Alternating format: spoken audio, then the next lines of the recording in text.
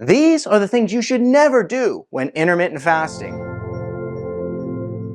Hey Wellness Warrior, I'm Dr. Zyrowski, and I've been intermittent fasting for many years, and what I find is that there are some common mistakes that you're probably making that are hindering your results or even making you not feel too good when you're doing fasting. So let's go ahead and dive right in. First, talk about electrolytes. Electrolytes are very important when you fast, and the reason for this is you're going to flush your electrolytes out as you enter into that fasted state. And you can get a lot of really nasty symptoms as a result of that. You can have irregular heartbeat, which is kind of terrifying, really. You can have dizziness, which makes most people think that they just have like blood sugar instability, and you can even have some severe fatigue that makes you crash. The top electrolytes that you want to make sure that you have back into your life are going to be things like sodium, potassium, and magnesium. One of the things you can do is you can make sure that you put more pink salt into your meals, and this alone will be a good way to make sure you're getting more electrolytes and you're not crashing like so many people do. I've personally done this myself. It's not good and it's not pleasant. Let's go ahead and talk about the standard American diet. If you're following a very low quality diet while you're fasting, you're going to have more problems. Here's why. If you're following a standard American diet, it's high in carbohydrate, high in sugar, means you're not getting enough protein. You don't get enough protein, you start to have some ugly symptoms. Fatigue is a major one, but also it can stop you from sleeping well at night. It can cause some irritation. If you're not consuming a good quality diet, you're not getting lots of good quality nutrients, and as you become micronutrient deficient, you're not going to feel well. So we want to follow diets like the ketogenic style diet, a diet that's high in meat and vegetables, a diet that is low in carbohydrates and sugar. We want to make sure that we're following a micronutrient dense diet, and when you follow that good quality diet, what happens is you're getting the proper nutrition. Fasting becomes easy for you, okay?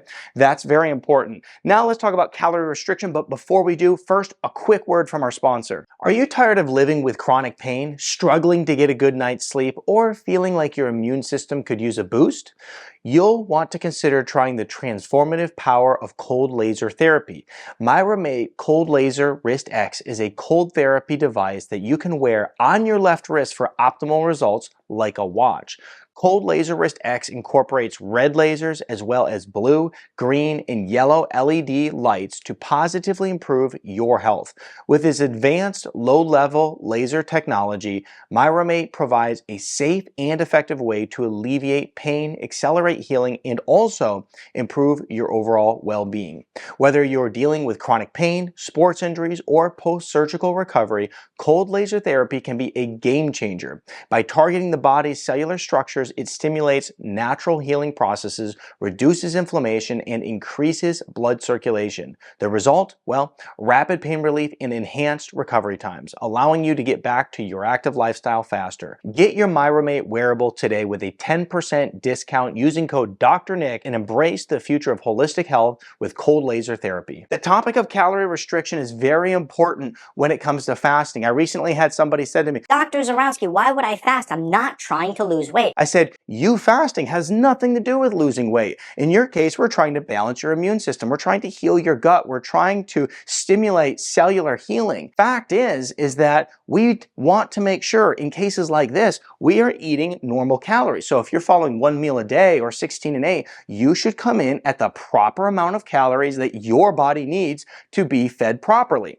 And then the question is, well, I put conditionally here. Can you ever calorie restrict? Is there a right time? And the answer, of course, is yes. The answer is yes when you are actually trying to lose weight.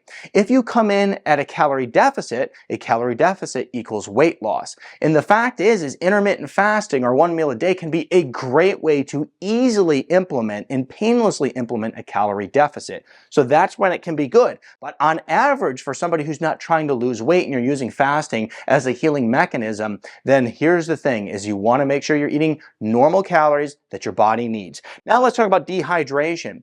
This is a big problem for many people when they fast. You stop eating, you stop drinking enough water. One of the ways that you can drink enough water is to get one of those big jugs and monitor how much water you drink throughout the day. That's helpful. But if you're really looking for a good rule of thumb of how much water should I drink, you want to drink about 40 to 60% of your body weight in ounces, okay? And when you drink this water, you want to put in some electrolytes potentially, okay? And that's if you're not getting enough from your food. If you have a diet with pink salt, salt in it and you have a diet with lots of vegetables, you may get enough. But if you need more, then you can always use an electrolyte powder and then drink plenty of water. Now, the wrong approach is another big thing you should never do when intermittent fasting. And what do I mean by that? I simply mean that as you learn about intermittent fasting, there's so many opinions of you have to do it this way, you have to follow it at this particular time. You know, intermittent fasting, doing 16-8 is better than this other style. At the end of the day, what is best is what works best for you. Many people ask me, Dr. Zyrowski, what is the best time? What is the best style to follow?